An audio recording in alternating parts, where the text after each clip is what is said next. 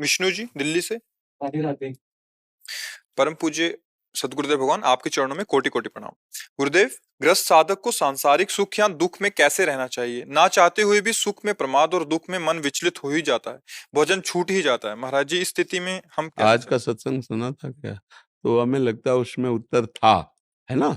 बात हमको बस इतनी समझनी है कि बिना जगे चाहे सुखद स्वप्न हो या दुखद स्वप्न हो, उससे बचा नहीं जा सकता। जैसे एक आदमी स्वप्न में देखा कि मैं समुद्र में डूब रहा हूं, तो बाहर से आप बड़े बड़े तैराक खड़े कर दीजिए, नाव की व्यवस्था कर दीजिए, वो उस दुख से नहीं निकल सकता। उस दुख से निकालने का एकमात्र उपाय, उसको जगा दीजिए। न नाव की जरूरत है, न तैराक की जरूरत, समझ रहे हैं? अब एक आदमी बहुत सुख भोग रहा है स्वप्न में, अब वो सुख से बचने के लिए एक उपाय, उसे जगा दीजिए। तो हमारा ये बहुत बड़ा स्वप्न चल रहा, मोह निशा सब सो अनिहारा, और देखे स्वप्न अनेक प्रकारा। कभी ऐसा दुख, स्वप्न में जब दुख आता है तो लगता है क्या झूठा है? आप बताओ। जैसे स्वप्न में कभी देखा गया कि आदमी घेर लिए, चाकू मारने आ रहे हैं, पूरा वैसे ही आभास हो रहा है, बस वो मारने आ रहा, हम हर उपाय से बचना चाहते, पसीना पसीना हो रहे। और जब जगे तो ना चाकू थी, न मारने वाला था, न कोई, बिल्कुल कोई खरोच नहीं। मार दी चाकू, गिर पड़े, आँख खोली, कुछ चले। ऐसा ही ये संसार का खेल है। ये शरीर माया रचित है, जादू का, जादू का। ये ना पहले था ना बाद में रहेगा। ये बीच में केवल भास रहा, इसकी सत्ता नहीं है। देखो ना, जादू का तमाशा है। एक बार ये बीच में दिखाई दे रहा है, दोबारा नहीं दिखाई देगा। दोबारा का मतलब, न पहले था न बाद में रहेगा। जितने समय के लिए रचा गया, बस उतने। ये विनाशी है, मरा हुआ है। इसमें जो अविनाशी तत्व है, उसको अपने लोग जान नहीं पा रहे, और इसी को जान रहे हैं। अब इसके द्वारा किए हुए कर्मों से शुभ अशुभ गतियां आ रही, कभी दुख आ रहा, कभी सुख आ रहा, उसी में हम परेशान हो जाते हैं। यदि हमें थोड़ा विवेक प्राप्त हो जाए भजन की कृपा से, तो हम इससे बच जाएं, हम थोड़ा जगें। हम शरीर ही नहीं हैं, हम दुख सुख भोगने वाले केवल शरीर ही नहीं हैं, हम भगवान के अंश हैं। थोड़ा अपने स्वरूप की तरफ आवे तो इनको सह, ऐसा नहीं कि आएंगे नहीं, आएंगे तो पक्का, क्योंकि शरीर रचने के समय विधान हो चुका है, वो बाण छूट चुका है। तूणीर वाला तो भले न चढ़े, आग लगा दो तूणीर में, लेकिन जो बाण चल चुका वहां से और गले पे आके छू गया, अब वो काटेगा। तो अब हमारे शरीर की जब रचना हुई थी तो दुख सुख परिस्थितियां दोनों रच दी गई थी। अब आएंगे नहीं तो बड़े बड़े महात्माओं के देखो शरीर में कष्ट नहीं होते, तो भजन तो किया, पर वो जो रचना के समय था, अब इसको भोगना है। अब भजन क्या करता है? भोगने की सामर्थ्य देता है, आनंद पूर्वक। भारी से भारी कष्ट में भी वो भगवान का सहारा लेकर आनंद पूर्वक जीते हैं, नाम जप करते हैं, भगवान को प्राप्त हो जाते हैं। एक ही उपाय है, भगवान का आश्रय लेकर नाम जप करो, और विवेक के द्वारा इनको असत समझो। रात्रि आई है तो भैया कुछ समय आपको शयन करना पड़ेगा, क्योंकि वो अपने अब आप लाख उपाय कर लो, दिन नहीं कर सकते उसे। तुम थोड़ा प्रकाश कर पाओगे, और जब सूर्य उदय होता है तो कहीं कोई जरूरत नहीं है, प्रकाश से प्रकाश पहुंच जाता है। ऐसे ही भगवान का आश्रय ले लो, ज्ञान का प्रकाश होगा। ये दुख सुख दोनों जुगनू की तरह हैं, इनमें कोई ताकत नहीं है।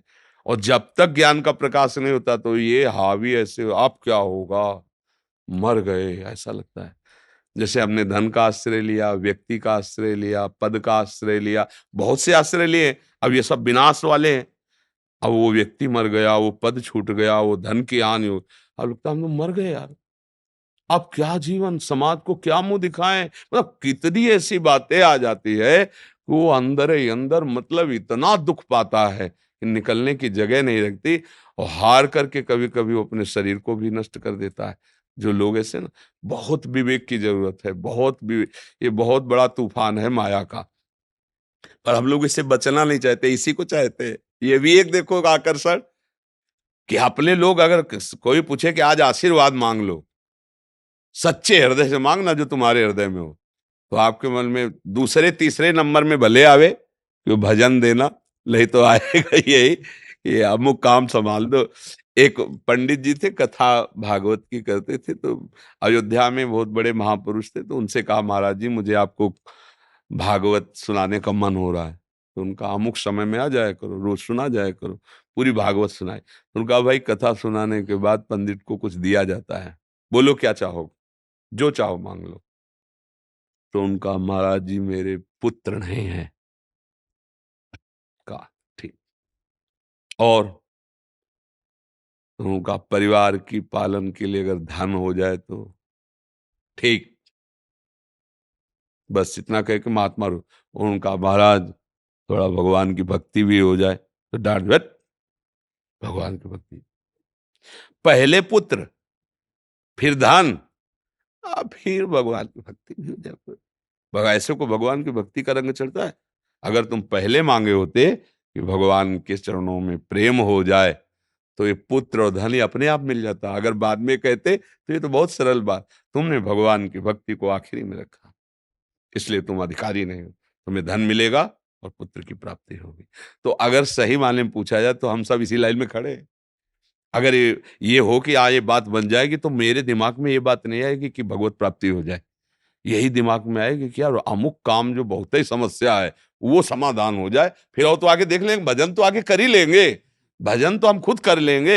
ये काम हमारा ये बना दें। अभी हमारे सामने माया का इतना आकर्षण है कि अगर भगवान भी मिल जाए तो हम पहला काम माया मांगेंगे, बाद में उनसे कहेंगे कि कभी आपकी इच्छा हो तो थोड़ा भजन वजन भी हमसे बन जाए। ऐसा है हमारा लोगों का स्वभाव। अगर कहीं नंबर 1 पे भगवान रख दिए जाए फिर तो माला माल हो जाओगे। पर नहीं, कोई नहीं रखता, कोई बिरला रखता है। कैसे? अभी कोई घटना घट जाए तो हम भगवान को भूल जाए, तो घटना नंबर 1 पे आ गई ना। अभी कोई लाभ मिल जाए तो हम भगवान को भूल जाएंगे, कोई भोग मिल जाए तो हम भगवान को भूल जाएं। मतलब भगवान एक पर नहीं है, कई नंबर पे भगवान पीछे हैं। जब बाद में सब जगह से हार थक कोई काम नहीं बनता तब लगता है कि भाई जय गणेश देवा, जय अम्बा मैया और हे कृष्ण भगवान और हे राधा, तब इधर आता है। नहीं तो उसको पहले तो ये रहता है कि करके देख लूं, हमसे बन जाए तो काहे कि ऐसा है।